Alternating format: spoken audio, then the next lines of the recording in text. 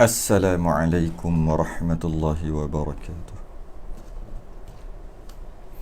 Innal hamdalillah nahmaduhu wa nasta'inuhu wa nastahdihi wa nastaghfiruh.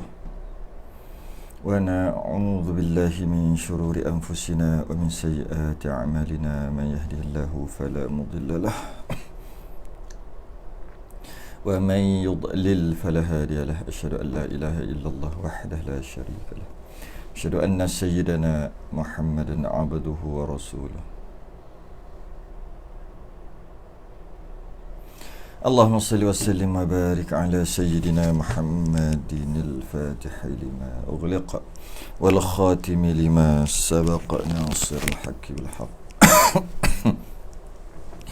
wal hadi ila siratikal mustaqim. Sallallahu alaihi wa ala alihi wa ashabihi haqqa qadrihi wa miqdarihi al-azim.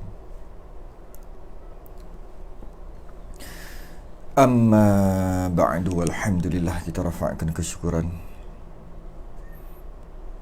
Petang ni dapat kita duduk dalam satu majlis ilmu,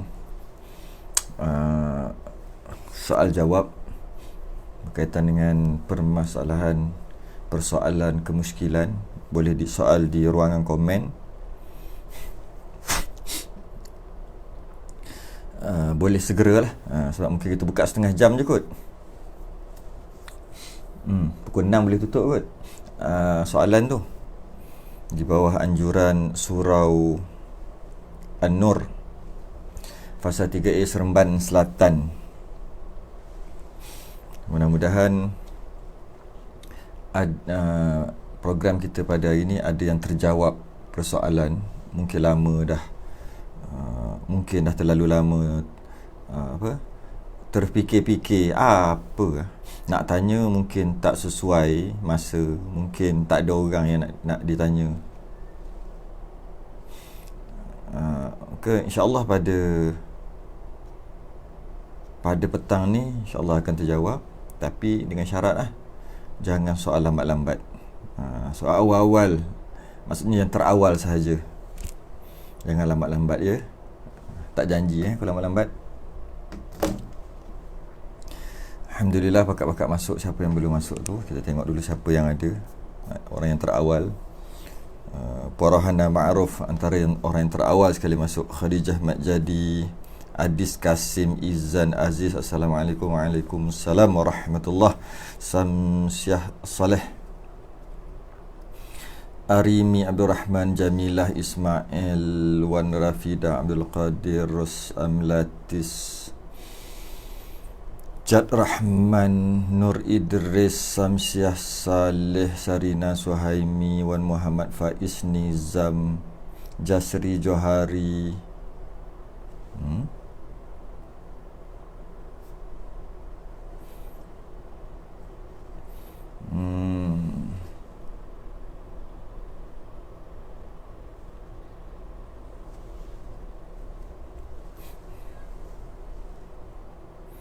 Fauziah Said, Ahmad Saleh, Khadijah Mat Jadi. Ada soalan, insyaAllah kita akan jawab soalan tu nanti ya. Boleh soal lagi siapa yang tu, saya nak tengok baru satu soalan. Nur Zarina Johari, Ni Anwar, Rozi Zul Kahairi, Siti Fatimah, Waraf, Adijah, Azizah, Muhammad Syahrin, Azmir Nur Hakim, Siti Aminah, Umul Fazariyah, Abang Singa, Ana Abdullah, Nur Sazirah. Ada soalan, InsyaAllah jawab sekejap lagi Hafi Afizan, Assalamualaikum. Waalaikumsalam. Siti Hajar Zamina, Noraizan, Syafiq Samsi, Zulkifli Mahdi, Tuan Bendahari kita. Assalamualaikum. Waalaikumsalam warahmatullahi. Tolong share je. Tu tengok AJK minta tolong share. Bunga Lawang, Rosmail Laili Omar, Cik Rusnah Abdul Wahab, Nur Azmah, mungkin bulan Oktober kita ubah tajuk. Oh, mungkin boleh. Jadi lepas ni mungkin berubah lah kot. Kita tengok macam mana. Siti Fatimah viral. Apa viral?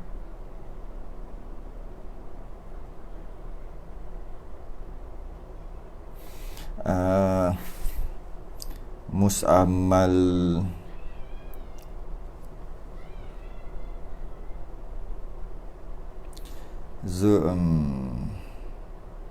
tolong wawarkan. Okey, ini saya wawarkan. Tu penajaan untuk beli TV surau lah ya. Ingat TV rumah dia pula, bukan TV surau ni.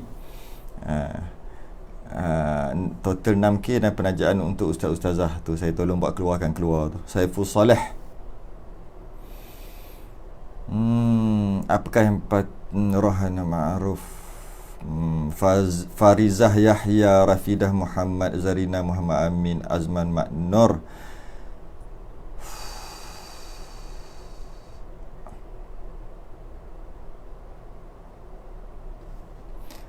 Arusmil, Nazirah Larki, Siti Nurbayah Bila. Alhamdulillah.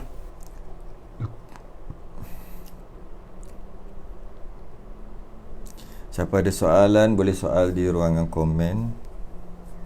Sila. Baik, mari kita jawab slow-slow.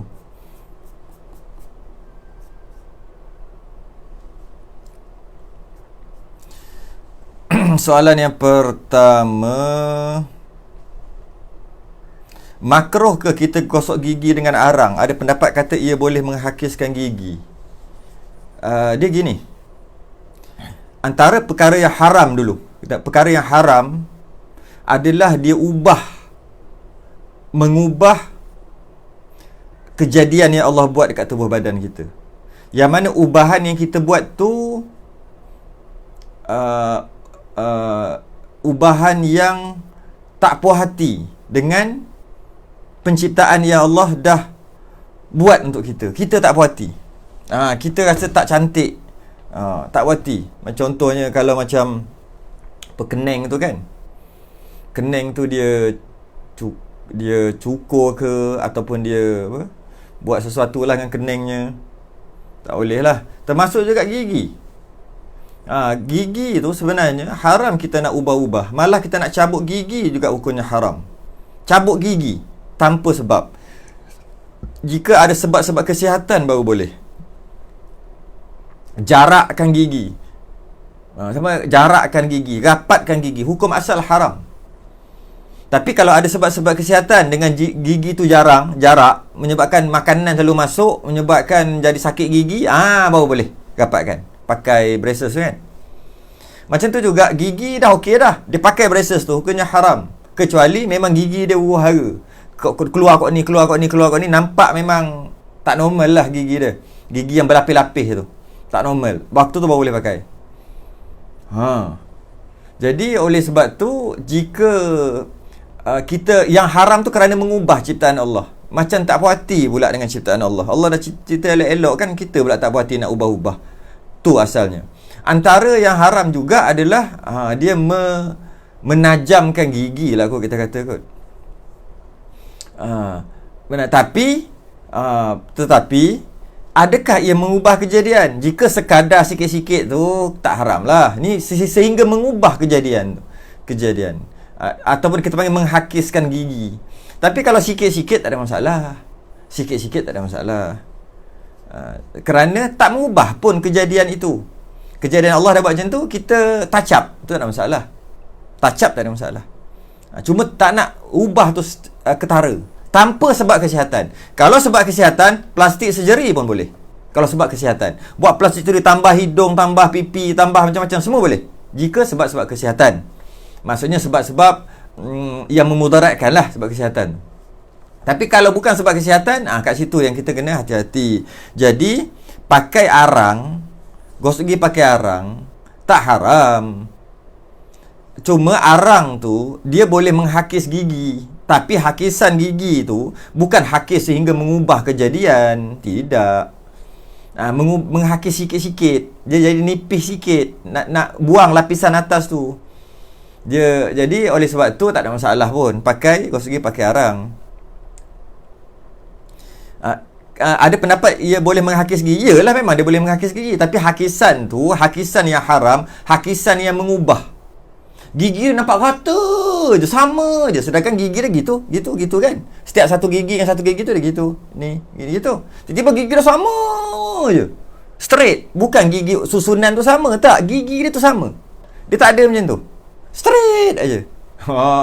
Maka nampak sangat berubah. Itu yang haram. Tapi hakisan arang tak boleh hakis sampai macam tu sekali. Tak boleh. Arang sekadar membuang lapisan atas je.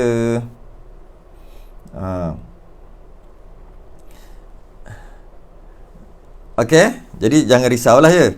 Setakat guna arang tu. Makruh ke gosok gigi dengan arang? Tidak makruh. Yang makruhnya jika mengubah.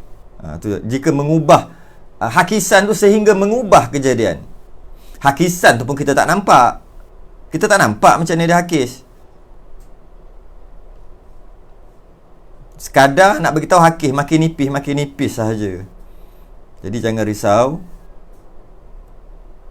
Soalan yang kedua, jika berlaku perceraian, adakah harta isteri dikira sebagai harta sepencarian untuk dibahagikan bersama suami? Dia macam ni. Dia sebenarnya ada dua perkara lah kat sini. Pertama, perkara yang berlaku di Malaysia ni, iaitu tuntutan harta sepencarian apabila mana-mana pasangan meninggal, tuntutan harta sepencarian di mahkamah. Yang itu saya rasa saya tak perlu sentuh lah, sebab dia dah kena masuk mahkamah. Sebab tak boleh kita nak claim, katakan itu sepencarian suka-suka, tak boleh. Dia kena masuk mahkamah. Maka mahkamah akan tentukan berapa harta sepencarian tu. Jadi yang itu mesti kena masuk mahkamah. Itu dari segi sudut undang-undang Malaysia. Satu lagi dari sudut syarak. Dari sudut syarak berbeza sikit. Sebab syarak tak semestinya kena masuk mahkamah. Belum masuk mahkamah ke? Bila meninggalnya ayah, nak difaraidkan, nak dibahagikan harta-harta kepada waris, perlu masuk mahkamah ke? Hukum syarak tak perlu masuk mahkamah. Janji ikut pembahagian yang betul lah, ikut pembahagian faraid tu, tak perlu masuk mahkamah. Habis kena masuk mahkamah tu, itu undang-undang dunia. Contohnya nak tukar geran tanah, geran kereta, geran motor, nak buat keluar duit dalam bank, tak boleh buat keluar sebab nama orang lain. Mana boleh orang lain buat keluar? Kena ada surat pengesahan tu yang mahkamah keluarkan. Maka itu yang kena masuk mahkamah. Tapi secara asalnya, mana kena masuk mahkamah? Jadi saya tak nak bincang yang berkaitan kena masuk mahkamah. Itu kuasa hakim. Jadi kalau katalah ayah dia tak ada tinggal tanah, kereta semua tak ada, yang ada tinggal duit 100,000. Duit tu pula ada dalam rumah tu 100,000. Tak payah masuk mahkamah. Kenapa pula nak masuk mahkamah? Tak perlu masuk mahkamah. Jadi bagikanlah anak lelaki ada 2 orang, anak perempuan ada 2 orang. Maka bahagikanlah. Anak lelaki dapat 2 bahagian, anak perempuan dapat 1 bahagian. Tak masuk mahkamah pun tak apa. Okey. Begitu juga harta sepencarian. Harta sepencarian dari segi hukum syarak yang tak perlu masuk mahkamah ni, iaitu apabila, saya ambil contoh yang tak perlu masuk mahkamah. Contohnya kereta tak boleh. Contohnya dia beli TV. Beli TV yang mahal lah, TV besar. Mahal, harga 20,000. TV macam wayang tu. Mahal tu harga TV. Beli tu sama-sama beli. Suami ada bayar, isteri pun ada bayar. Pakai duit asing-asing lah, sama-sama. Jom kita kumpul, kita kumpul, cukup duit 20,000 kita beli. Sama-sama kumpul. Isteri kerja, laki pun kerja. Kemudian beli TV tu. Itu sepencarian. Itu syaraknya sepencarian. Memang real dah kan, sama-sama buat keluar duit. Maka sepencarian lah tu. Ya, itu tak payah masuk mahkamah. Jadi maka kena bahagi dua TV tu, maksudnya jual 20,000, kalau mungkin kalau jual dapat sikit 10,000 aja sebab dah second. 10,000. 10,000 tu perlu dibagikan secara faraid lah dekat waris-waris. Bukan. Jual 10,000. Kemudian sepencarian tu maknanya untuk suami ada, untuk isteri ada. Bila jual, nilai dia 10,000. Dah dapat 10,000 tu, 5,000 dapat kat isteri tu. Kalau kat suami mati. Kalau suami mati, kalau isteri mati, suami lah. Kalau suami mati, isteri lah. Mana-mana satu lah.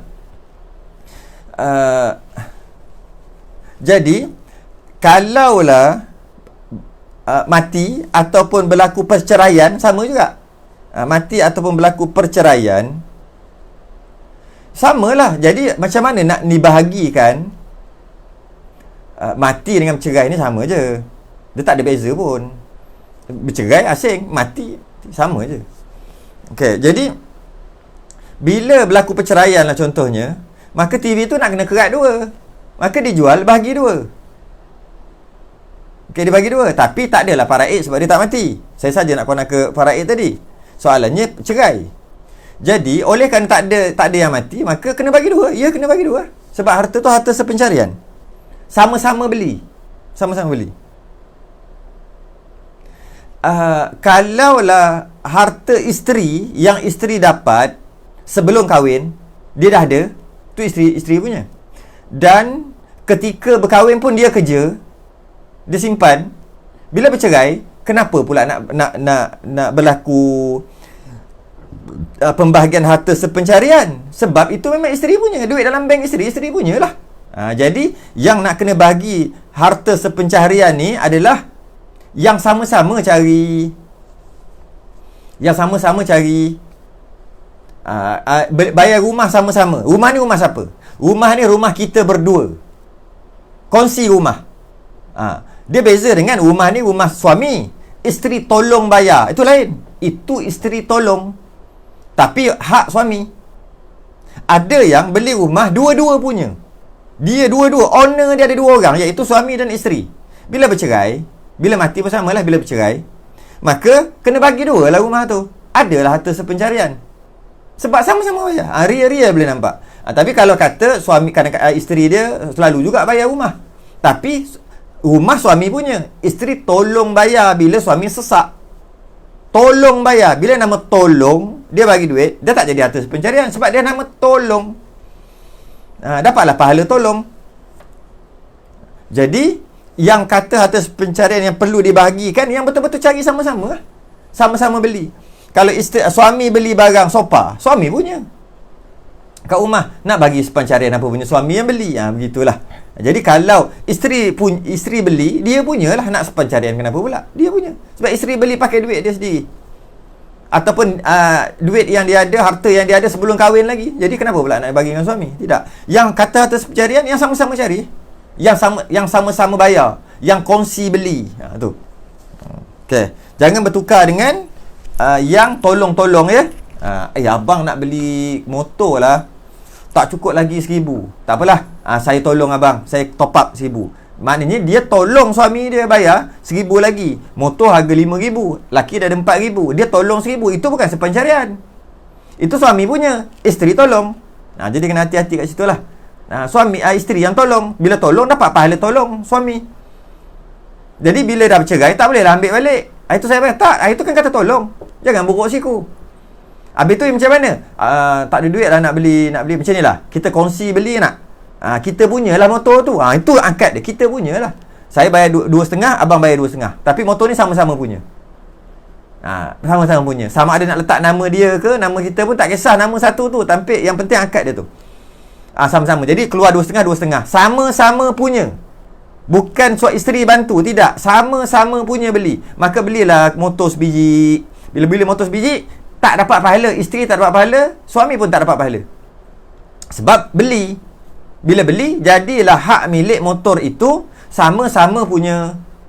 Tak dapat pahala. Tapi kalau isteri kata, Anah lah 2,500, saya top up lah. Abang nak beli, abang nak pakai, tak apalah, saya kesian kat abang. Nak ambil lah, saya bagi kat abang 2,500. Contoh. Maka suami beli, suami punya, bukan isteri punya. Sebab isteri tolong. Tapi bila bercerai, tak boleh ambil balik. Sebab pahala yang tolong suami tu, besar pahala tolong suami tu dah ada atas kepala dah. Atas kepala isteri walaupun bercerai. Kalau ambil balik buruk siku, hilang pahala tu. Nampak dia ada beza. Tapi kalau kita kongsi beli sama-sama, kita punya sama-sama, itu akad dia. Maka itu adalah harta pencarian.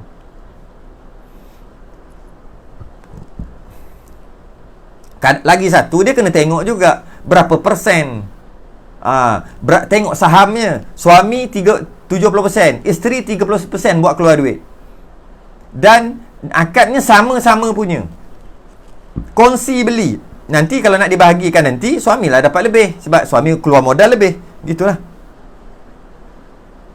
Ataupun joint loan beli rumah. Macam tu lah. Itu memang jelas-jelas lagi lah. Dah memang nama pun joint loan. Ini saya nak cerita yang bukan, yang tak jelas sangat. Yang jelas-jelas tu lagi-lagi lah. Beli rumah dua nama. Sah-sah dah lah. Itu memang sepencarian. Saya nak cerita yang tak jelas. Beli motor, suami isteri ada top up. Tu kan tak jelas. Top up sebagai apa? Yang itu kena jelaskan. Masa dia top up tu sebagai nak bagi kat suami dia, ataupun sama-sama owner, sama-sama punya. Tapi biasanya ketika kahwin bantu nak bagi suami, bukan sama-sama owner. Ketika baik lah. Ketika bergaduh nak bercerai, masa tu baru kata, saya ada bantu abang hari tu. Mana boleh, jangan buruk siku gitu, rugi pahala. Pahala tak hilang, pahala tu. Walaupun bercerai nanti, pahala tetap tak hilang. Kenapa nak hilangkan pahala tu dengan mengungkit? Kan dah bagi. Jadi kat situ lah. Tapi kalau kongsi beli, maka tak adalah pahala kat situ. Pahala isteri tak adalah nak bantu suami. Sebab dia bukan bantu. Dia beli sama-sama. Join. Beli apa? Kongsi-kongsi sama beli. Hak milik sama-sama. Dia ada beza tu.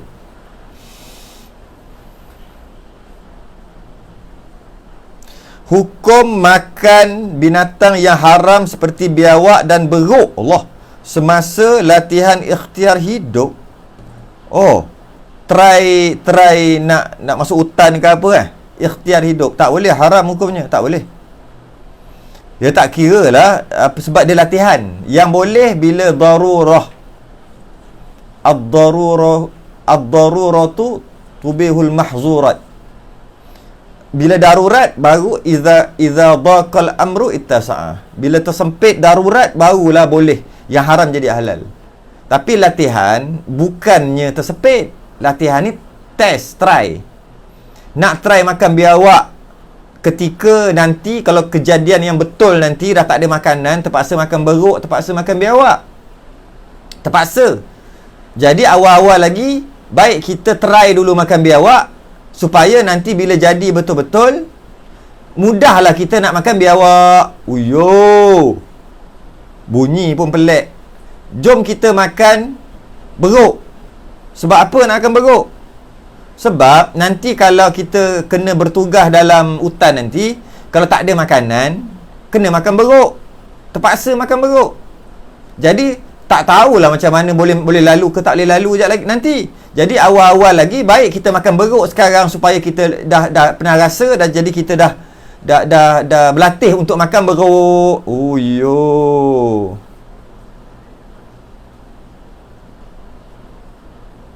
Mana boleh gitu? Try tu mana boleh? Jadi hukumnya haram, tak boleh. Habis tu nanti kalau tak boleh makan nanti macam mana? Kalau tak boleh makan bila betul-betul jadi nanti, tak boleh makan beruk sebab tak biasa makan, macam mana? Tak adanya. Bila kebuluh dah nak mati, biji batu pun makan. Ini bukan beruk, biji batu pun makan. Air selut pun telan bila nak mati ni. Tak kira dah. Jadi jangan risau. Bolehnya makan beruk bila darurat nanti.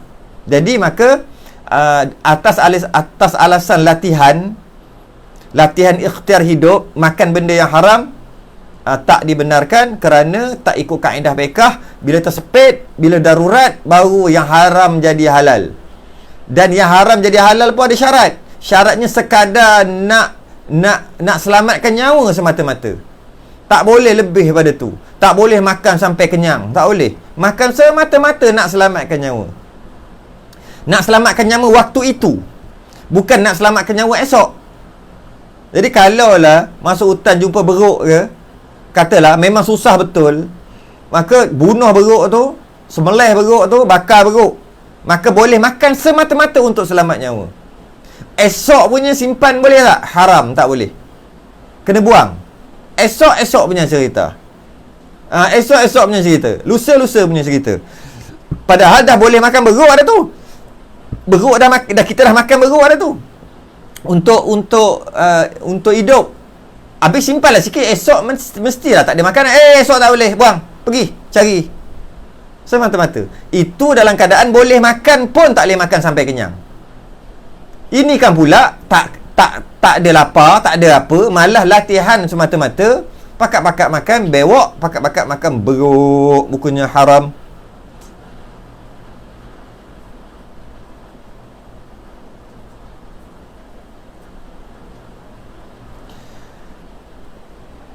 Salam Ustaz, nak tanya pasal virus seorang tuan guru seru nama bulian Ibnu Mulkan jika tengah perang ke apa, nanti dia akan datang. Betul ke? Macam tu. Memang ada riwayat kata gitulah Siti Fatimah.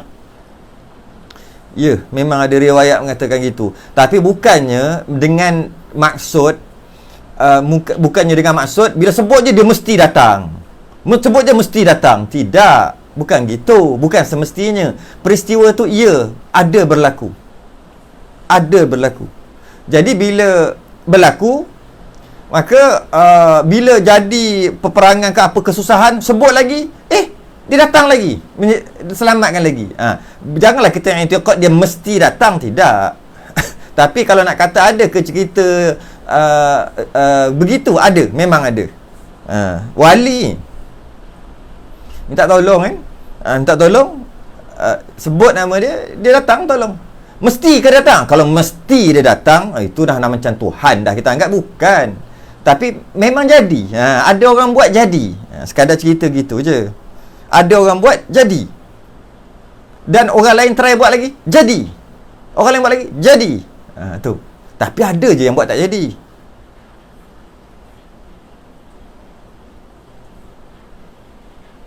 Apa yang patut apa yang patut dilakukan bila kita ketahui saudara kita tu murtad? Kena cuba nasihatkan dia. Jika lut, maksudnya jika dia masih lagi boleh terima, dan tanya apa masalah dia menyebabkan dia keluar. Jadi kita selesaikan masalah dia tu. Masalah kenapa dia keluar Islam, murtad tadi tu. Kalau lut lah, sebab ramai orang murtad dia tak lut dah, dia tak masuk dah Islam, dia keluar tak masuk dah.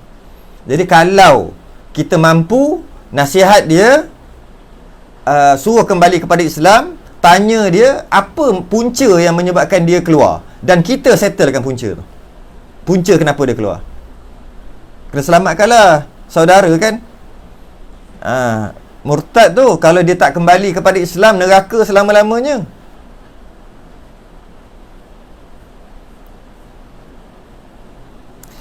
Ustaz, adakah dengan tidak melakukan perkara haram seperti minum arak akan beroleh pahala? Dalam kuliah Aqidatun Najin tu Ustaz lupa pula nak jawab. Sebenarnya saya ada jawab banyak kali dah ni sebenarnya, dalam kuliah-kuliah yang lain dulu-dulu sebelum-sebelum ni. Baik.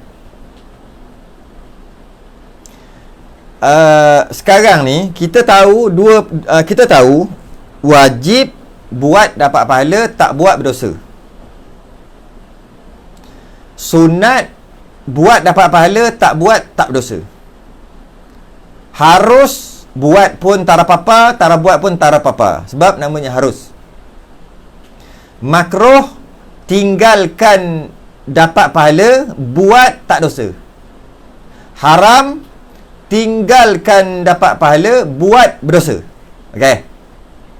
Soalannya adalah, habis tu yang tak melakukan perkara haram, yang tak melakukan perkara makruh, dapat pahala 24 jam lah.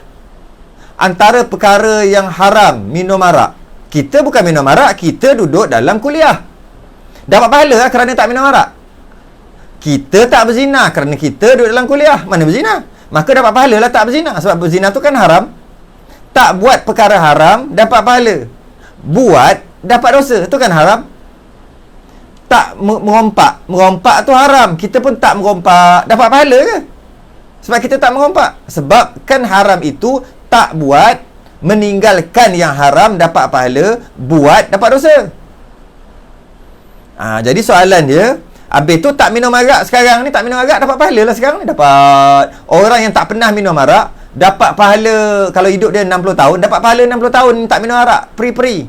Bukan tak minum arak je, tak pernah berzina, dapat pahala 60 tahun lah. Tak berzina, tak pernah merompak, dapat pahala 60 tahun tak merompak. Oh, macam-macam tu. Relax je lah, goyang kaki, masuk pahala. Bukan gitu. Macam mana yang dikatakan tak buat, meninggalkan yang haram dapat pahala. Itu haram. Meninggalkan yang haram dapat pahala, buat yang haram berdosa. Haram tu buat dapat dosa, tinggalkan tak buat dapat pahala kan. Macam mana? Apabila ada keinginan, baru masa tu baru dapat pahala. Ada keinginan, ada arak. Ni arak. Nak try lah minum arak. Ada keinginan tu. Nak try lah minum arak. Tak boleh. Haram, berdosa. Tak minum lah. Tak nak minum. Baru dapat pahala.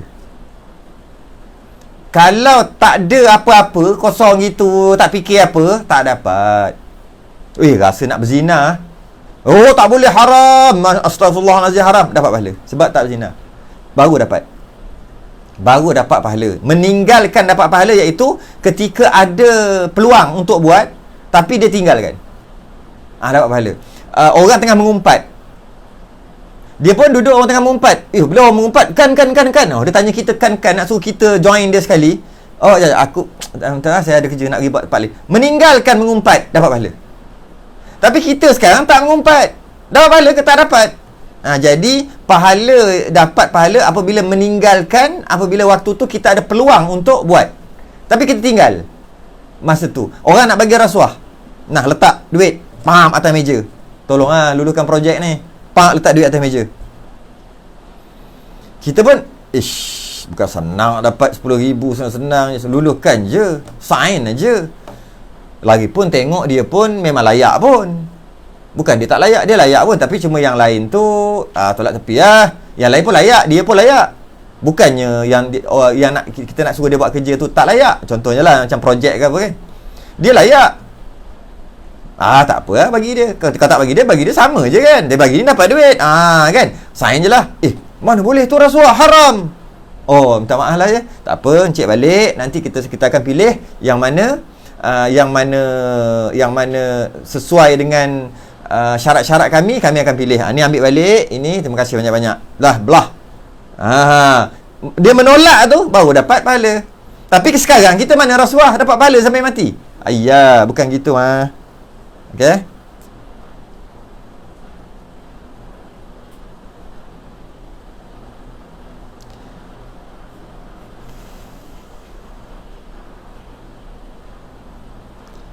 Okey, apa jadi pada akidah kita jika kita minum air apa tu? Coca-Cola. Apakah mengena Coca-Cola dengan akidah ni? Sebab bila terbalikkan nama tu jadi la Allah la Muhammad, dah tahu maksud macam tu tapi minum juga. What is this? Kejap, apa benda ni? Macam-macam lah. Saya nak tengok Coca-Cola kejap. Ada orang kata Coca-Cola kan, saya nak check kejap. Terbalik kan? Jawapan dah ada, saja je nak tengok dulu. Jawapannya dah ada dah.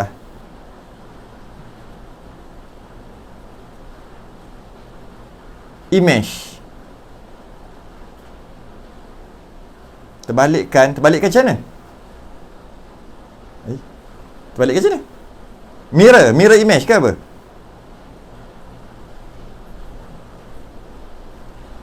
Lah.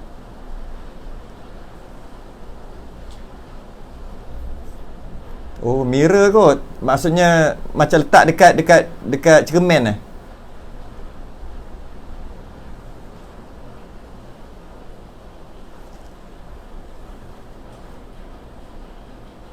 Macam-macam lah. Dia tulis Jawi ke Rumi? Maksudnya Coca-Cola apa? Macam mana? Tak ada pun. Saya dah buka. Jadi kan eja dari belakang apa? ALOC ke ALOC ke atau tulis Jawi? Oh, tulis Jawi. Kaf kaf alif. Macam tu Jawi. Kuka. Oh, jang gini. Jadi aja.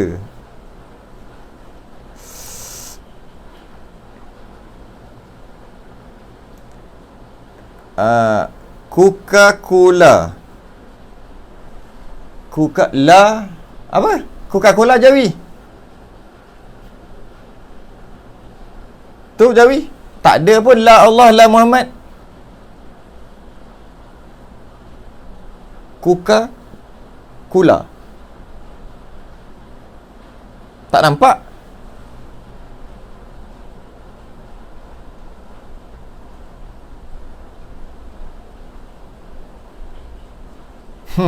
Apa ni? Pelik-pelik ni.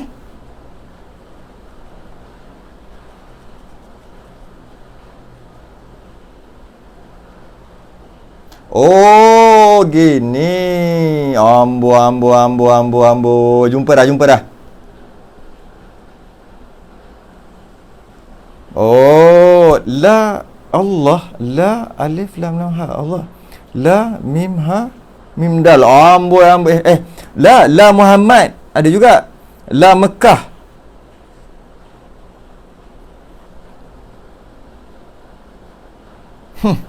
Macam-macam. Yang pertama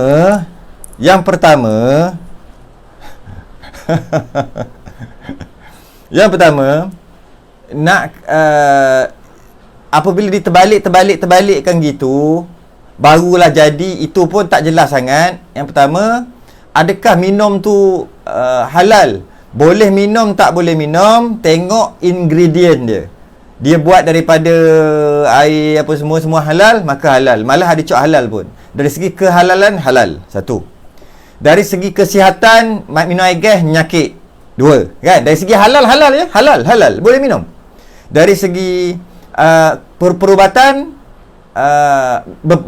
menyebabkan penyakit. Kan? Masuk gas lah apa kan. Itu dari segi kedoktoran. Dari segi brand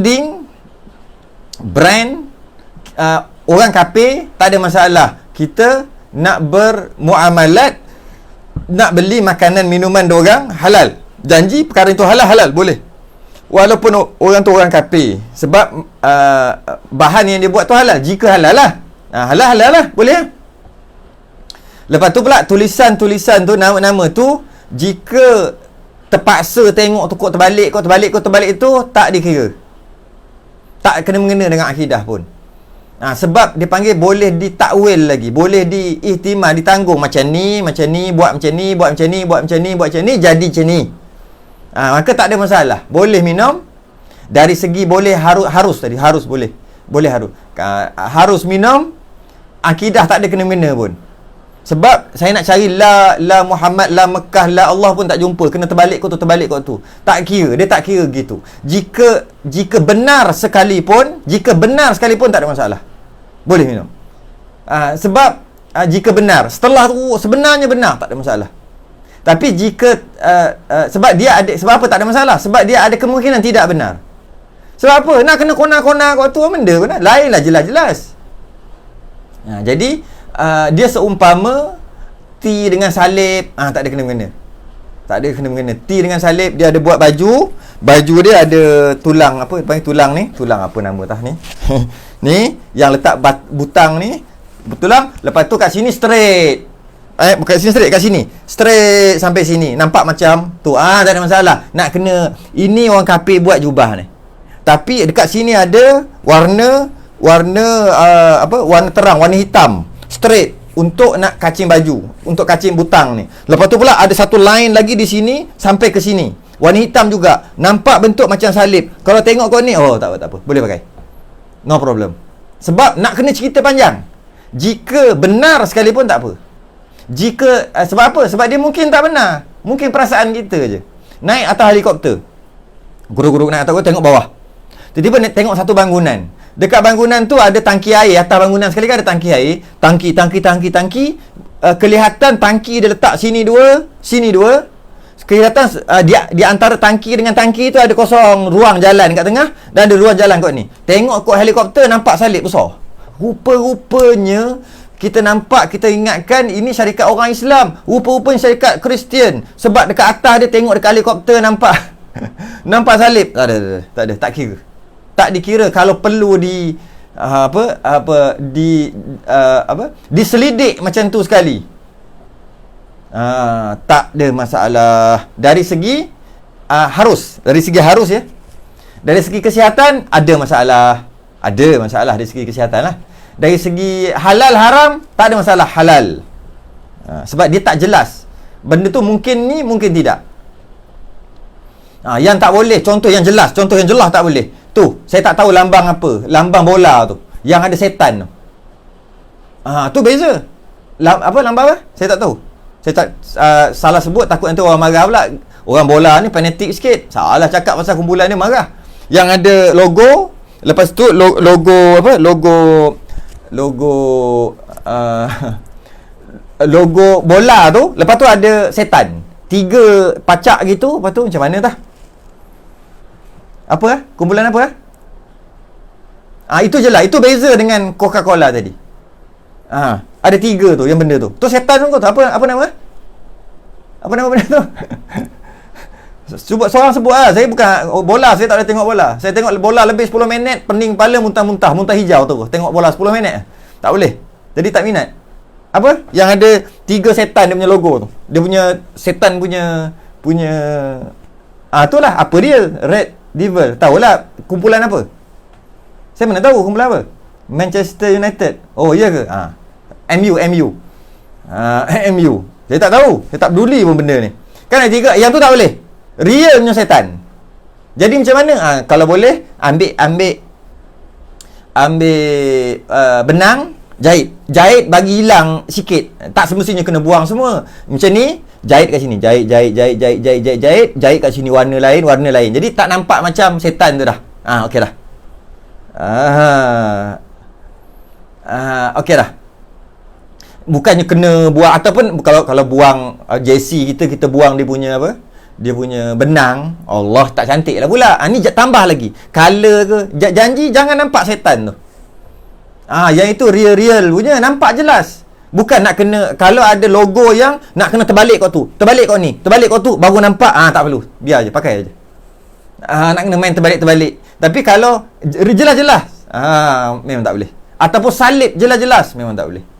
Macam ada kereta yang T tu, ada juga. Adakah jelas-jelas salib? Tak juga. Tengok dulu. Itu ada mungkin huruf T. Mungkin juga salib.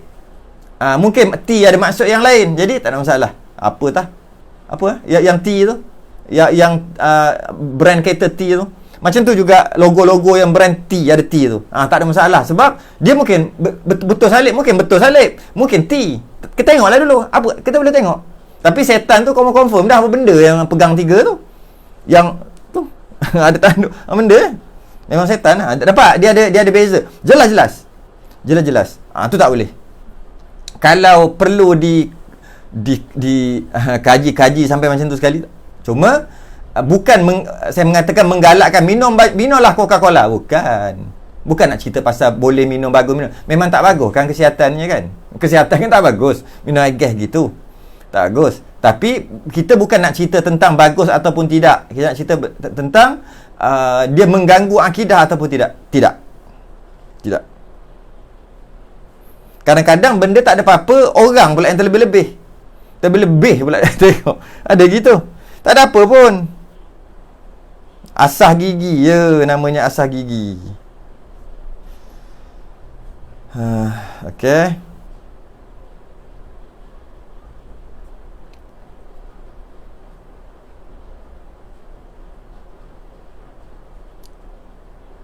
Ustaz, makanan yang diberi orang bukan Islam kita ambil kerana dipaksa ambil, dan kita buang tanpa pengetahuannya sebab merasa was-was, adakah termasuk dalam pembaziran? Tak. Boleh ambil, kalau kita was-was, buang. Tak bazir. Takut dia terasa hati, ambil, lepas tu buang. Orang sekarang tak tahulah macam orang dulu tak. Kalau orang dulu, saya ingat lagi, saya pergi rumah kawan-kawan Cina kan.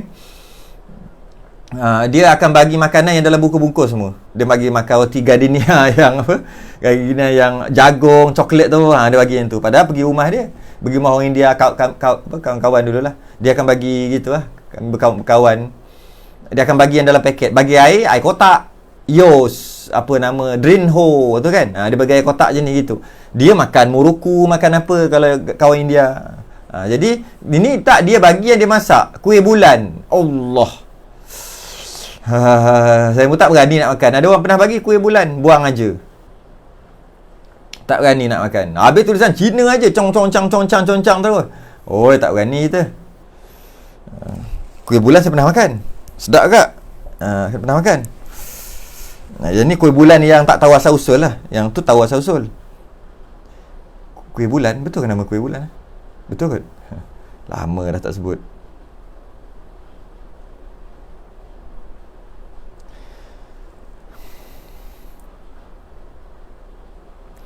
Memang masih ada serbuk arang pencuci gigi kedai runcit mamak orang dulu amalkan. Ya, dia memang jadi putih. Sebab dia adalah, dia macam karbon ke apa dicampur dengan gigi tu, hidroklorik, tak klorik jadi gitu, perang, dia jadi putih. Memang betul. Saya tak ingat. Dia memang, kami ada pernah belajar dulu benda tu. Dia campur lah. Macam arang letak dekat kerang, kulit kerang. Dia akan lebih, sebab kulit kerang adalah apa ni? Sejenis kapur bla bla bla bla. Lupa lah. Hidroklorik tak hidroklorik tu lah. Ustaz, membaca surah tersilap sambung kepada surah lain batal ke solat? Tak batal. Terima kasih sama-sama Ahmad Saleh, tak batal.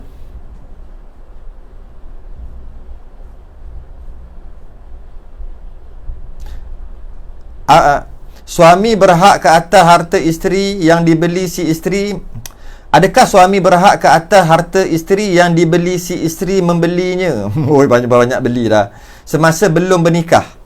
Kan dah sebut tadi, dengan suami, contoh isteri ada membeli sebidang tanah, sekiranya isteri telah meninggal. Oh, ni meninggal pula. Tadi bercerai, ini meninggal. Beza je. Tadi bercerai. Tadi cerita bercerai. Ini cerita meninggal jangan samakan. Meninggal ada. Okey, meninggal. Sekiranya isteri telah meninggal, adakah suami layak mendapat harta sepencarian? Tak layak. Tak layak. Hukum syarak pun tak layak. Hukum undang-undang negara pun tak layak. Kenapa saya sebut gitu? Sebab ini cerita kematian.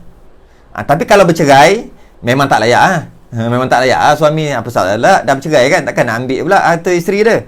Ni meninggal, tak dapat harta sepencarian, tapi ada harta faraid. Ada harta faraid. Harta sepencarian yang tak ada, 1/4 ada. Suami dapat harta faraid. Tanah tu ada dapat, ada hak suami. Tapi bukan atas sebab harta sepencarian. Sebab itu bukan harta sepencarian. Itu isteri punya sebelum kahwin, ataupun isteri dah kahwin tapi isteri beli pakai duit dia. Dia dapat bonus banyak. Berhenti kerja dapat apa, pampasan tu banyak, dapat beli tanah. Dia punyalah. Jadi bila isteri mati, suami tak boleh tuntut harta sepencarian sebab bukan cari sama-sama. Tapi suami ada hak faraid di situ, di tanah itu. Di tanah itu. Cuma ada sedikit beza. Di Malaysia, jika isteri itu tak kerja, suami je kerja, isteri langsung tak kerja, maka si isteri ni boleh buat permohonan dekat mahkamah untuk harta sepencarian, walaupun dia tak kerja, walaupun tak ada yang dia cari. Bukan sama-sama cari, semua laki dia cari. Dia jaga rumah je, jaga anak, jaga laki, tu je. Di Malaysia boleh tuntut harta sepencarian. Di Malaysia sahaja. Di Malaysia saja, special. Boleh tuntut harta sepencarian walaupun bukan sama-sama cari. Tapi hukum syarak asal Tak boleh tuntut. Isteri tak boleh tuntut harta sepencarian sebab bukan dicari sama-sama. Semua tu laki dia punya. Bila laki dia meninggal, maka isteri dapat kepala mayat aja. 1/8 harta faraid, tak dapat tuntut harta sepencarian sebab bukan sama-sama cari. Itu hukum syarak. Hukum Malaysia boleh. Boleh maksudnya. Isteri tak kerja pun boleh tuntut harta sepencarian sebelum dia faraid kan. Habis tu macam mana, betul ke tu? Wallahualam. Tok-tok guru dulu semua tak setuju. Isteri boleh tuntut harta sepencarian dekat mahkamah, sedangkan harta suami dia yang meninggal tadi bukan dicari sama-sama, bukan bayar sama-sama, tak ada pun. Jadi dia kata macam mana isteri boleh tuntut harta sepencarian? Dia punya hujahnya adalah isteri tu jaga kehidupan, jaga anak, jaga suami, maka dia telah mengorbankan masa hidup dia untuk kepada suami. Maka oleh kerana itu dia ada hak dekat tanah-tanah suami, walaupun ada hak dari segi sepencarian walaupun dia tak cari. Itu hanya di Malaysia. Di part lain tak. Sebab tu Tok Guru tak setuju dalam harta sepencarian yang yang dituntut oleh isteri yang tak kerja, yang bukan cari. Yang sepencarian betul tak ada masalah. Sama-sama bayar kan, sama-sama beli, niat pun sama-sama, macam beli rumah 2 nama sebagainya, itu memang kena tuntut lah. Suami mati, isteri tuntut harta sepencarian. Ya, betul. Ini tak, isteri tak kerja. Tapi di Malaysia boleh tuntut. Bergantung kepada hakim akan letak nanti. Yang itu saya no comment lah, sebab dah jadi undang-undang lah. Dah jadi undang-undang, boleh masuk mahkamah lah. Jadi kalau isteri itu nak tuntut harta sepencarian walaupun dia tak kerja, boleh. Mungkin hakim bagi 50% daripada harta, mungkin hakim bagi 30%, 10%, bergantung pada hakim.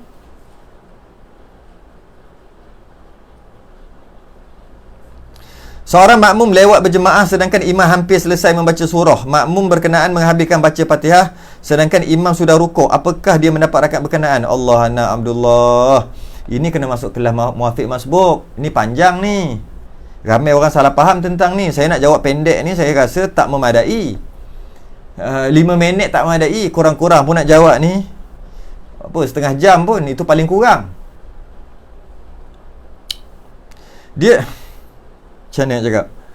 Yang pertama, Anak Abdullah, saya cadangkan masuk YouTube, type nama saya dan type muafiq masbuk. Dia akan keluar lebih kurang ada dalam 20 hingga 30 video berkaitan dengan muafiq masbuk. Tengok daripada A sampai A to Z. Lebih kurang dalam 20 hingga 30 jam perbahasan muafiq masbuk. Baru faham. 20 hingga 30 jam nak faham bab ni. Dia tak boleh 20-30 saat tak boleh faham. 20 hingga 30 jam. Sebab ramai orang salah faham berkaitan dengan muafiq masbuk.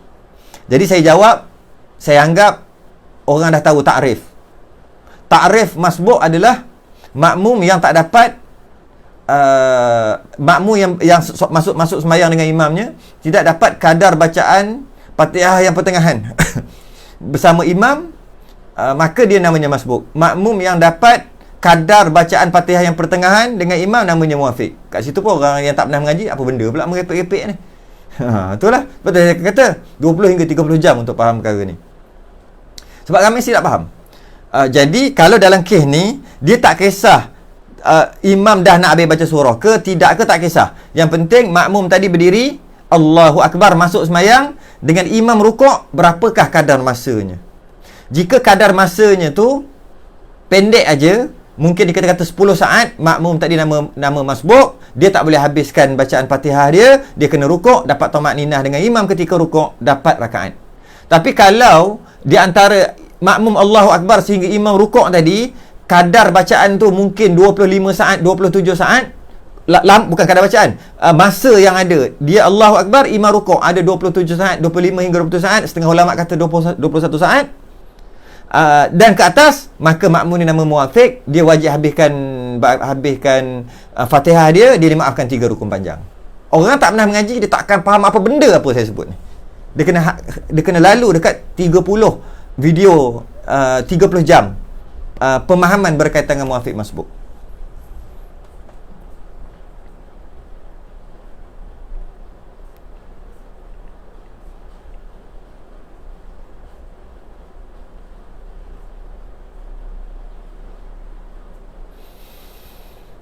Biasanya beli sama-sama, nak berkongsi, tapi pada insurans dokumen nama suami je. Yang penting dah ada akad bersama ketika nak beli kan. Ya betul, dikira sepencarian. Ya betul. Dari segi dokumen tu satu hal. Dari itu dah satu hal. Dari segi syarak lain. Akad kita dengan suami lain. Dari segi nama lain. Tapi kalau katalah orang nak buat masuk dalam mahkamah, menang yang ada nama tu, tapi tanggunglah kat akhirat nanti. Sama lah. Macam orang wakaf sama. Semua sama je. Nama cerita lain. Ayah dia dah wakaf tanah buat masjid. Tanah luas. Tiba-tiba anak dia, tapi tak tukar nama. Anak dia dah tahu gitu pun tuntut juga, menang kat anak. Banyak berlaku. Banyak masjid surau yang saya tengok. Banyak yang akhir sekali dapat kat anak bila masuk mahkamah. Ya, tapi kat akhirat nanti tanggunglah. Samalah dalam masalah ni. Akad dah gini, betul dah akad, tapi bila jadi apa-apa nanti pakat-pakat tuntut dah tak kira dah akad. Sebab nama-nama aku. Memang betul di dunia dia menang, di mahkamah dia menang sebab nama dia. Di akhirat jagalah. Hukum-hukum putus. Apa tu? Hukum-hukum putus pula Ustaz. Tak faham. Adakah menopause dan andropause akan sebabkan kita bersifat marah walaupun kita memang seorang yang sabar? Sebab kesan menopause menyebabkan sifat marah. Boy, ini tak ada kena-mengena dengan hukum. Ini tanya doktor lah. Tanya doktor lah. Sebenarnya ya, memang ada kesan. Memang ada kesan. Kesan hormon turun tu dia ada kesan. Kesan kepada emosi.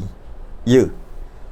Kesan saya akan masuk dari sudut agama lah. Dari sudut kesihatan hormon tu tanya doktor lah.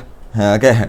Jadi dari sudut keagamaan ni, ya, dia akan mudah diganggu oleh syaitan.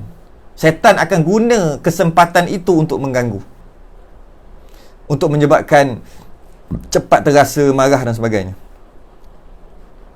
Itulah. Samalah andropause ke menopause ke sama. Sebab dah kurang keterujaan dalam hidup. Dia kalau menopause atau andropause ni, dia akan kurang keterujaan dalam hidup dia. Maka dia akan emosi akan terganggu. Sebab tu dia akan apa? Cari keterujaan yang lain. Keterujaan dari segi laki perempuan, perhubungan laki perempuan dah yelek. Habis tu dia akan cari keterujaan lain. Apa? Dia cari pangkat, keterujaan nama orang kenal, pangkat, harta banyak, kaya. Dia ambil keterujaan tu, orang respect. Dia nak ke situ. Keterujaan dia ke situ. Dia akan mendorong keterujaan. Sebab dah tak ada teruja dah. Tak teruja apa-apa dah. Sepatutnya terujanya kepada akhirat. Baru betul. Ini dia teruja ke tempat lain. Dia akan memang jadi cepat marah. Memang emosi akan terganggu.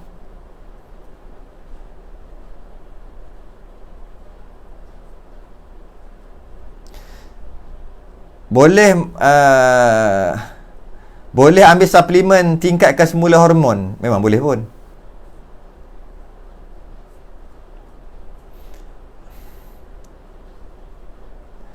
Di hujung-hujung senja ni tak perlu lagi nak mikir. Amboi, orang Perak ke?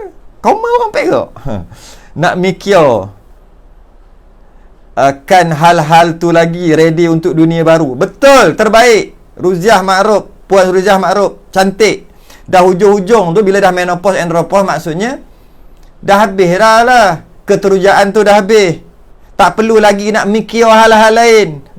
Ini duk mikir pasal pangkat lagi, nak jawatan lagi, nak jadi ketua kampung ke, nak jadi terkenal lagi. Tu dah buat macam-macam. Duk mikir benda tu. Mana maunya? Mana boleh? Jangan gitu. Bagus, saya setuju dengan Puan Ruziah.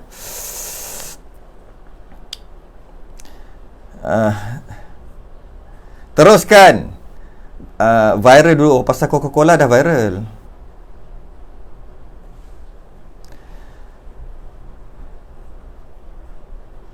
Jika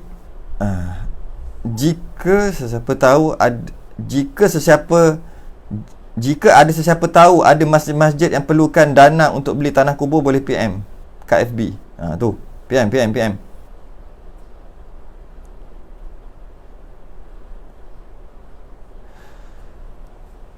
Oh, mirror image. Ya, saya dah tengok dah tadi. Hukum fiqh harus minum, hukum tasawuf atau warak rasa syubah elok minum yang lain. Betul. Betul ke ada orang cakap kalau nak ambil wuduk lagi, kita kena batalkan wuduk dulu, wuduk yang telah ada belum batal. Ni Rahimah Abdul Rashid. Bukan begitu. Tak kenalah cakap gitu.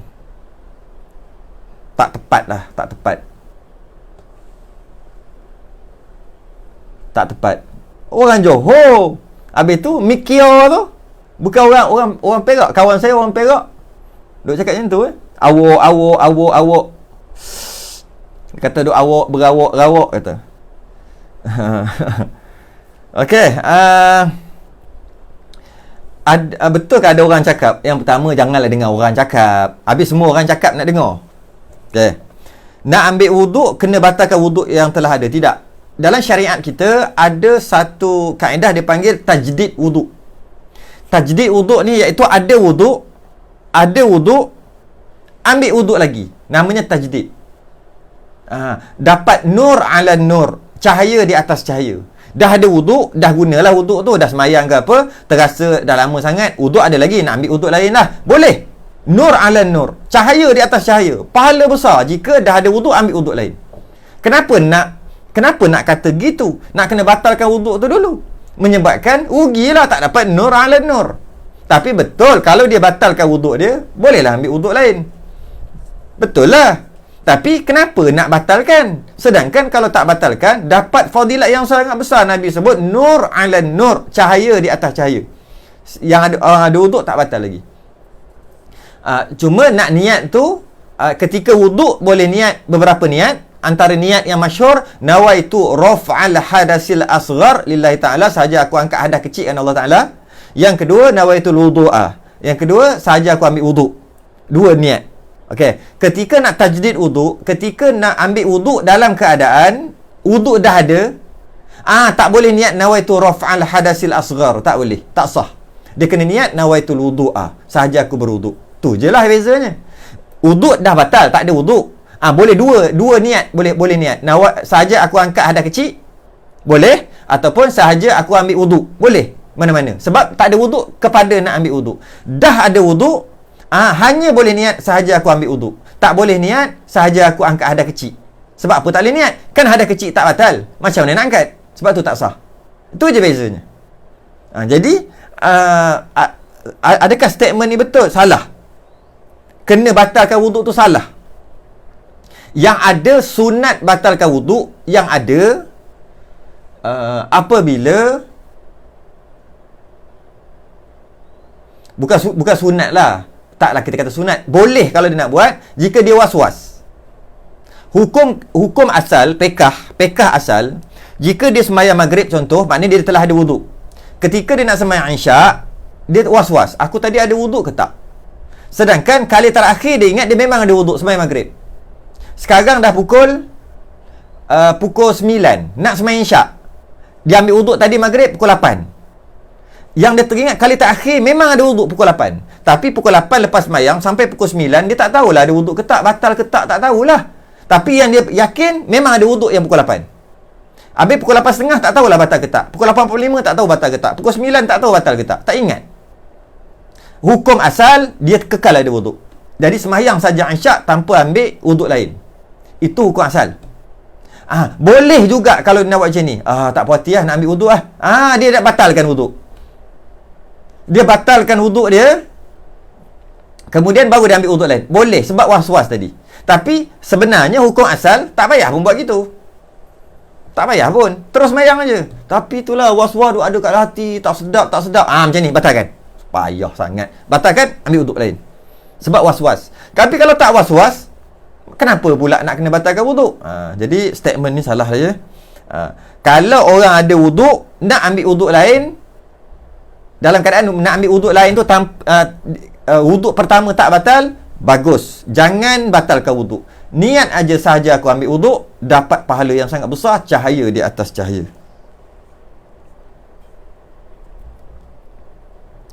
Macam Ustaz, macam mana hukum tandas yang menghadap kiblat bila buang air besar atau air kecil? Muizzuddin Az-Zahra, saya cadangkan, best betul kalau ada dekat YouTube ni. Saya cadangkan taik nama saya dekat YouTube, kemudian belakang tu taik Jamban. Taik nama saya Ustaz Muhammad Radi bin Idris Jamban. Tak kisahlah nama uduh pun, tak kisahlah. Janji dapat ilmu tu. Jamban. Ada 2 video berkaitan dengan Jamban, lebih kurang 1 jam satu video tu. Saya bahas berkaitan dengan menghadap kiblat dan sebagainya. Nak duduk menghadap kiblat lah, boleh baca Quran, tak boleh baca Quran, boleh sebut nama Allah sebagainya, di situ. Okey, settle. Itu untuk pemahaman jelas tentang Jamban. Ataupun tandas lah kalau Jamban tu buruk sangat. Okey. Soalan dia, macam mana hukum tandas yang menghadap kiblat bila buang air besar atau air kecil? Apabila ada dinding halangan di depan, buang air besar ada halangan depan, jarak dia kurang daripada 3 hasta dinding tu. Tak kisahlah dinding tu simen ke, dinding tu langsir ke, dinding tu plastik ke, apa saja, janji ada sesuatu halangan di depan. Buang air besar, depan dia tu ada halangan. Tak kisahlah apa pun, dinding ke, langsir ke, tak kisah. Janji ada halangan. Halangan. Jauh aja daripada tempat dia buang air, sehingga kehalangan tu tidak lebih 3 hasta. Ni 1 hasta. 1, 2, 3. Lebih kurang macam ni. Lama. Nampak? Ni 3 hasta tu. 3 hasta lebih kurang ni. Ni tempat buang air, ini dinding ataupun halangan apa-apa. Okey. Jika ada dinding di situ, tak ada masalah menghadap kiblat. Jika jauh lagi, dia buang sini, dinding di sini, tapi kalau kita ukur bukan 3 hasta, lebih 4 hasta, 5 hasta dinding tu. Jamban orang kaya, tandas orang kaya, nuha nampak dinding kat depan sana, ataupun langsir dia jauh sana, maka hukumnya haram. Okey. Haram menghadap kiblat ya, haram menghadap kiblat. Bukan haram buang air lah, menghadap kiblat tu haram.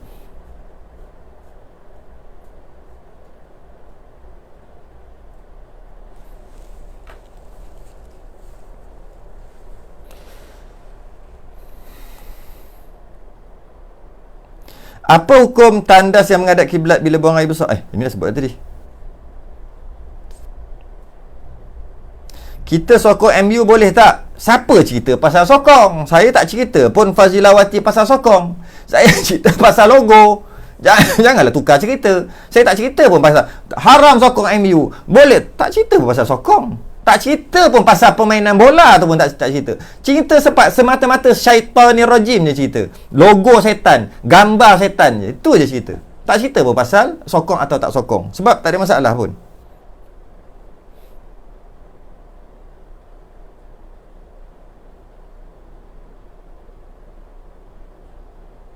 Bukankah lebih baik makanan yang muskil itu beri pada rakan-rakan non-Muslim yang lain dari buang begitu saja? Tidak. Tidak. Yang ini tak tepat. Puan Ruziah Ma'ruf. Tak. Saya dah sebut banyak kali dalam kuliah yang sebelum ni. Iaitu, orang kafir haram makan babi. Orang kafir haram makan biawak. Orang kafir nak buat sup kambing, wajib sembelih kambing. Nak makan steak, orang kafir nak makan steak, wajib sembelih lembu. Orang kafir nak makan ayam masak kicap, wajib sembelih ayam. Orang kafir ni. Orang kafir haram minum arak. Orang kafir haram makan makanan yang haram lah. Yang menajis, yang tak elok, haram orang kafir makan. Ramai orang kita faham orang kafir boleh makan babi, orang kafir boleh makan sebab dia kafir. Tidak. Orang kafir tak boleh makan. Orang kafir tak boleh makan. Apa yang orang Islam haram makan, orang kafir juga haram makan. Okey. Cuma bila orang kafir makan, tak boleh halang. Bila orang Islam makan, halang. Kerana la ikraha fid din, tidak ada paksaan dalam agama. Kat situ. Jadi orang kafir makan babi, tak boleh cakap, "Woi, babi haram." Tak boleh. Tapi adakah dia makan babi itu berdosa? Berdosa kerana dia haram makan babi. Dia makan steak, Haram dia makan steak sebab tak sembelih lah. Kalau lembu tu tak sembelih, haram orang kafir makan. Bukan orang kafir tak apa, dia semua boleh makan. Tidak, haram. Cuma kalau dia makan steak yang tak sembelih lembu tu, kita tak boleh kata apa-apa sebab dia kafir. Tapi kalau Islam, kita boleh ambil tindakan.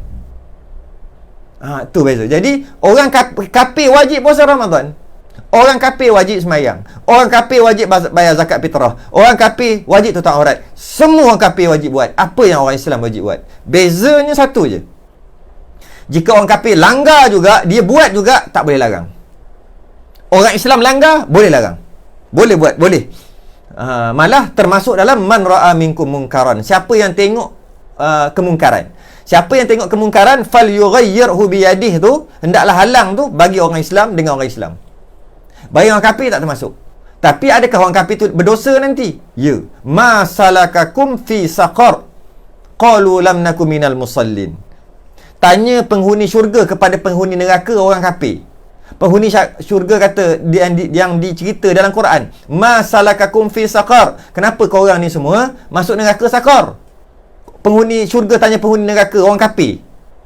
Dia kata qalu, mereka menjawab, penghuni neraka menjawab, neraka saqar menjawab, qalu lam nakum minal musalli. Kami dulu tak semayang. Orang kafir tak payah semayang ke? Orang kafir kena seksa kerana tak semayang 5 waktu. Cuma kalau dia tak semayang atas dunia, tak boleh kata, "Oi, semayang." Dia pun, "Aku semayang ni." Bukan semayang tu, semayang dalam masjid. Mana boleh? Tak boleh cakap sebab dia kafir. Tak boleh tegah dia, tak boleh suruh dia sebab dia kafir. Tapi orang Islam boleh. Tu maksud dia. Jadi, apabila makanan tu makanan was-was, mungkin ada benda-benda haram, maka tak boleh nak bagi dekat orang kafir. Contohnya, kita tembak babi ke, tembak biawak ke, ataupun tengok ada kambing mati, kambing kita mati, tak sembelih, tak sempat sembelih, kita langgar kambing, kita ada kambing, undur riwa, terpenyek kambing tu mati. Tak sembelih, kita tak boleh makan. Kita bagi kawan kita, "Halo, Acang, Mutu, datang rumah. Ada 2 ekor kambing mati, tak sembelih. Kita orang Islam tak boleh makannya. You mari, saya bagi. You boleh makan kan? You tak payah sembelih kan? Okey, haram, tak boleh buat gitu. Berdosa kerana wa ta'awanu 'alal birri wat taqwa. Berbantu-bantu kita benda takwa. Wala ta'awanu, jangan kamu berbantu-bantu bertolong-tolong dengan wala ta'awanu 'alal ithmi wal 'udwan. Dosa dan perkara maksiat ni, dan permusuhan dan perkara maksiat, perkara dosa, perkara haram, jangan bantu-bantu. Jadi dengan kita memberi dia babi yang kita tersalah tembak, dengan kita bagi dia biawak orang kafir, kita kata dia boleh makan, dengan kita bagi kambing kita yang, ayam kita yang tersalah, kita pergi lenyek dia sebab tak sembelih, haram, kita berdosa. Malah ketika bulan Ramadan, kawan kita satu office kata, "Kau nak pergi mana ni pukul 3 ni?" "Nak pergi pasar Ramadan." Tolong beli air tebu Orang kafir suruh beli. Acong suruh beli. "Tolong beli air tebu nak ambil duit RM5." Dia pergi beli air tebu, bagi ke Acong, Acong minum. Haram. Sebab orang kafir pun wajib puasa Ramadan. Cuma kalau dia tak puasa, tak boleh nak tegah dia, biarkan dia tak puasa. Tapi tak boleh kita tolong dia untuk buat benda yang haram.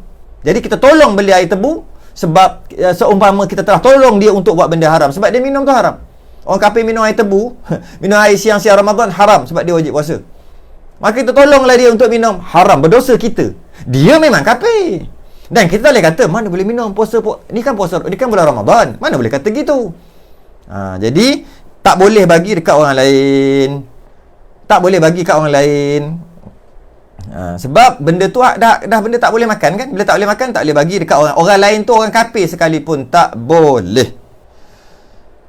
Macam mana nak tetap istiqamah dalam penghijrahan supaya tidak terkesan dengan kata-kata negatif orang lain pada saya? Lah, kenapa dengar cakap orang?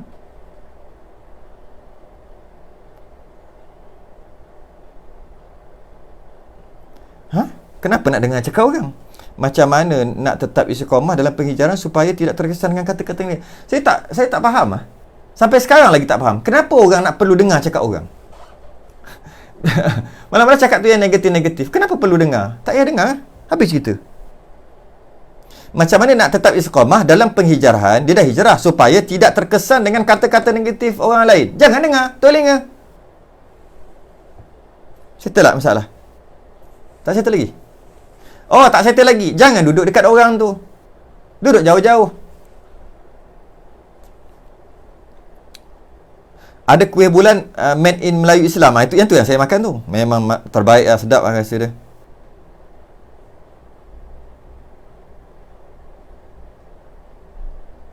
Okey. Makanan yang diberi orang bukan Islam jangan dibuang tong sampah, bagi kepada binatang. Ini boleh. Binatang tak ada masalah. Binatang bukan bukan mukallaf. Jadi dia tak ada. Kucing masuk Islam.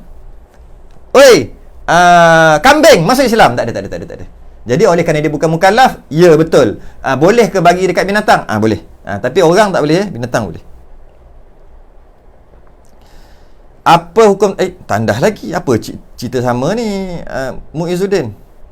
Bagaimana kalau kita pergi ke rumah kawan-kawan masa dia meraihkan perayaannya? Adakah kita kufur? Tidak. Kita bukan meraihkan meraihkan apa dia panggil? Tuhan dia ke apa? Bukan. Kita pergi rumah dia. Jadi meraihkan perayaan. Hati-hatilah perkataan meraihkan tu. Meraihkan perayaan. Dia hati-hati. Pertama, perayaan ni ada dua. Satu agama, satu adat. Yang adat tak ada masalah. Settle. Yang adat tak ada masalah. Boleh meraihkan perayaan mereka sebab adat. Okey. Contohnya macam depa Bali tu kan, yang tu kan, itu adat kan? Wallahualam. Saya tak silap, kali terakhir saya tanya orang India, dia kata depa Bali tu adat. Yang agama tu Taipusam.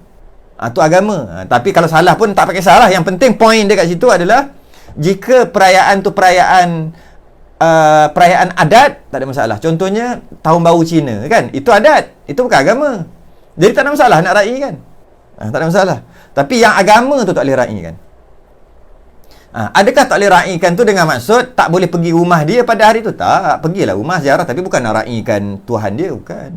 Jadi ada beberapa pendetilan lah kat situ.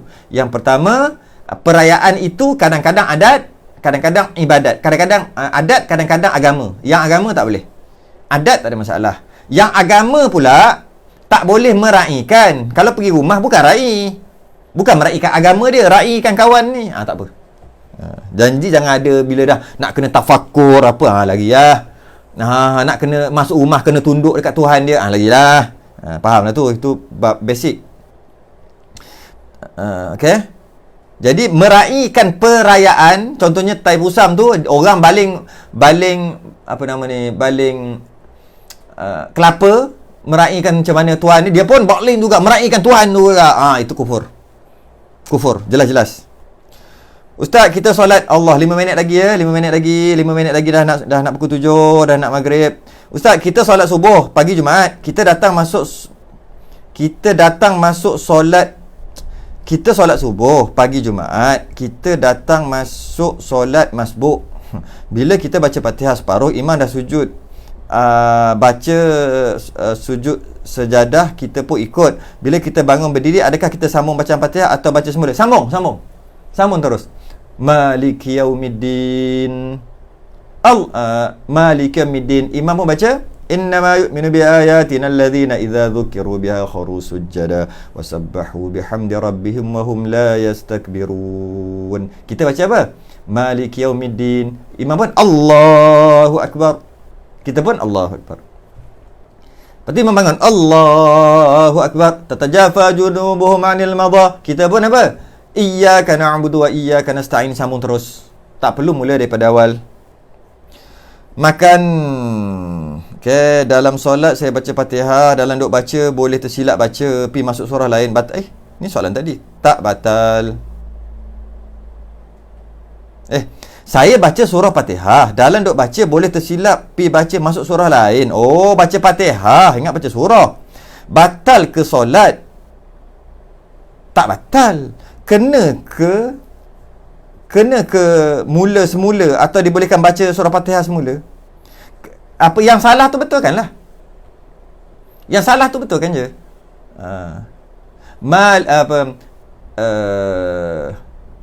Alhamdulillahirabbil alamin arrahmanir rahim malikin nas.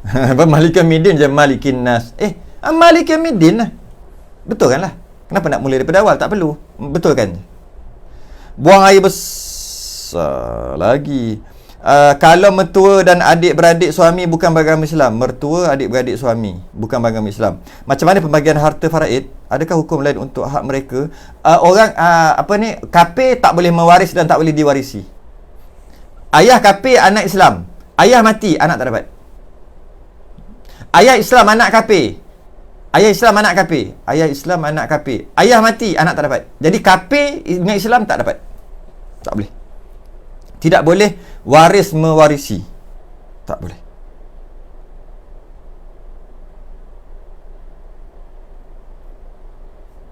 Dah tak boleh, tak boleh. Nak macam mana? Bila isteri yang tak bekerja tuntut harta pencarian, maka hilanglah pahala khidmatnya kepada suami itu. Ya, betul. Dah minta upah, khidmat tanpa upah. Tiba-tiba dah khidmat, tiba-tiba minta upah. Habislah pahala. Allah panjangnya. Sahabat sahaja dalam benda ni. Panjangnya. Tak boleh baca. Oh, ini minta duit ni. Okay. Alhamdulillah dah faham perkara itu lepas belajar dalam kuliah umri. Jazakallah. Alhamdulillah. Muafiq masbuk. Okay, terbaik. Muafiq masbuk memang kena belajar betul-betul ya. Macam mana menyucikan najis tai cicak yang ada setiap hari di beranda jika hujan air akan bawa ke merata tempat? Yang pertama, kena cuci cara biasalah. Najis mutawasitah. Tak ada cara lain dah.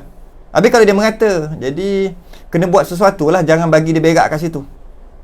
Betul lah. Tak boleh nak kata apa. Tapi macam tu lah. Habis najis tu air hujan akan bawa. Kat mana air hujan bawa, kita yakin kat situ ada najis, kenalah basuh. Saya pun tengok balik Kumpulan Umri yang lepas, buat nota bab taharah, bab haid nifas serta istiadah, penerangan asal lebih jelas. Kalau tak faham boleh tanya. Cantik. Kalau kita dapat rumah yang toilet bowlnya pandang kiblat, nak buat macam mana? Renovate. Maaf pandangan saya yang dhaif, bukan nak buat main-main. Tak.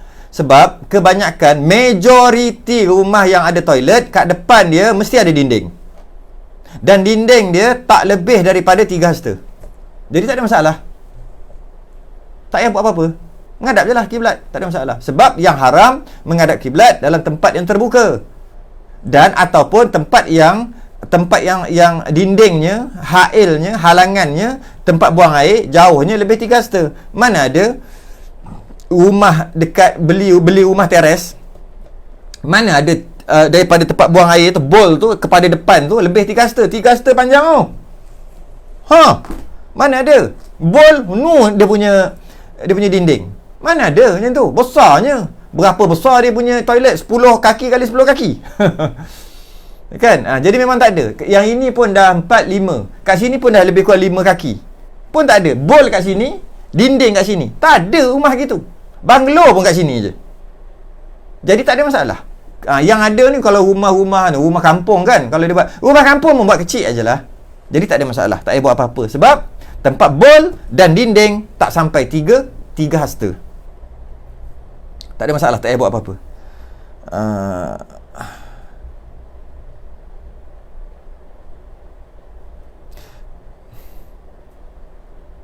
Ustaz, bolehkah baca niat wuduk dalam tandas? Allah. Salina Ghani. Saya cadangkan dah pukul 7 dah ni. Type dekat YouTube nama saya, belakang tu type Jamban. Kali ke berapa puluh saya tak tahulah. Jadi dia akan memberi penjelasan secara terperinci di YouTube. Apakah yang dimasukkan dengan jamban yang sebenar yang kita semua salah faham. Secara saya nak jawab soalan ni dalam masa beberapa saat. Boleh ke baca niat wuduk dalam tandas? Nak baca Quran dalam tandas pun boleh. Tapi kena dengar video tu. Dia ada syarat-syarat. Baizura Jamil, bolehkah kalau kita mengikut bacaan dengan mereka yang mahir baca Quran dalam live FB walaupun kita tak mahir bahagian tajwid? Boleh, yang penting betul. Yang penting bacaannya betul. Ikut siapa pun tak kisah. Tak tahu tajwid pun tak apa, janji betul. Yang wajib tu betul, bukan tajwid. Tajwid tak wajib. Hukum tajwid, bukan tajwid. Hukum tajwid tak wajib, yang wajib betul. Baca tu betul. Tahu hukum tajwid, baca tak betul, haram juga, berdosa juga. Yang penting bukan hukum tajwid tu. Tetapi biasanya kalau orang pandai hukum tajwid, dia pandailah baca Quran. Betul lah baca Quran. Jadi boleh ikut, no problem. Tak ada masalah. Jangan lupa malam ni kuliah Ustaz Ihsan. Tu malam ni, okey. InsyaAllah esok Ustaz Farid Aulia, Selasa Ustaz Noni, Rabu Ustaz Naim.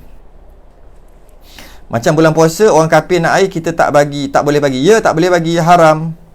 Jika tanda itu besar dan luas, maka seeloknya buat tirai untuk jadikan sutra supaya hukum syarak itu berubah kerana hukum wadi'i. Betul. Biasanya buat jambar rapat ke dinding. Betul. Okey. Ustaz, salah ke beri ucapan menyambut hari Natal? Bergantung pada maksud kita. Apa maksud hari Natal? Natal tu maksud hari kelahiran Nabi Isa ke apa? Hari Nabi Isa kena salib ke apa? Bergantung pada maksud. Kalau maksud tu tentang Nabi Isa yang salah, tak boleh lah. Apa Natal tu apa? Mana tahu? Apa maksud selamat menyambut hari Natal? Apa maksud dia? Apakah maksud? Yang kita nak sebut tu kita maksudkan apa? Tu tak boleh. Kita dah mustautin di Lembah Kelang. Allah, tak cukup masa. Ni last kot. Kita dah mustautin di Lembah Kelang, balik kampung di Kelantan hanya ketika cuti. Kita kat kampung kurang 5 hari. Sah ke solat jamak? Allah, panjangnya. Mustautin dekat Kelang. Bila mustautin dekat Kelang, maknanya dia bukan kampung lagi. Settle. Kemudian dia balik kampung. Nama je balik kampung, seumpama dia pergi satu tempat yang lain. Walaupun tempat lain tu kampung dia, tak kisah. Tapi dia dah pergi ke tempat lain. Dia dah musafir lebih 2 marahlah. Kemudian dia balik cuti. Dia duduk kurang 5 hari. Sah ke solat jamak sepanjang kampung itu?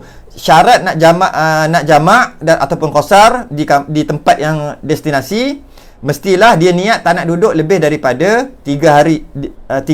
Jika dia niat nak duduk 4 hari, maka sampai-sampai dah tak boleh jamak dan qasar. Maksud 3 hari itu, kalau dia niat 3 hari nak duduk di destinasi, dia boleh jamak dan qasar sepanjang dia duduk 3 hari di kampung ataupun di tempat destinasi dia. Maksud 3 hari tadi tak termasuk hari masuk, hari sampai dan hari balik. Jadi kalau kita nak mudah-mudah, keseluruhannya 5 hari. Kalau hari Isnin dia bergerak daripada KL nak pergi ke Kelantan, tempat tumpah darah dia, tapi dia dah mustautin di KL, contoh. Jadi dia niat nak duduk kampung 3 hari. Tak termasuk hari sampai dan hari keluar, tak termasuk. Jadi hari Isnin kan, sampai Kelantan pun hari Isnin. Okey, boleh jamak. Dia niat nak duduk 3 hari.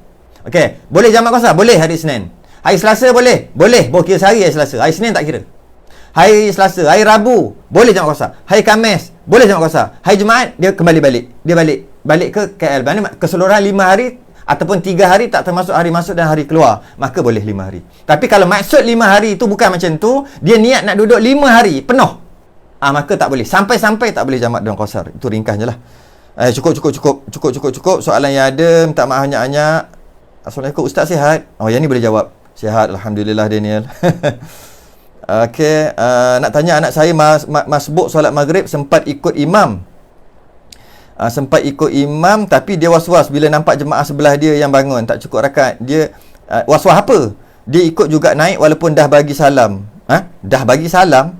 Sah ke tidak solatnya? Anak saya masbuk solat maghrib sempat ikut imam tapi dia was-was. Was-was apa? Bila nampak was-was sempat ikut imam ataupun tak sempat ikut imam lah. Dapat rukuk dengan imam ataupun tak dapat rukuk dengan imam. Dia was-was. Bila was-was, kaedah dia tambah 1. Dia kena yakin. Was-was tambah 1. Maknanya tak dapat. Dapat tak dapat. Was-was tambah 1. Maksudnya tak dapat. Tapi dia ni was-was lah tu. Tak dapat. Memang kena tambah. Tapi janganlah cerita pasal orang lain bila tengok orang sebelah. Orang sebelah dia punya pasal lah. Cerita kita je. Wallahu a'lam. Dah lewat sangat dah. Tangguh dulu, insya-Allah akan datang kita sambung. Minggu depan insya-Allah.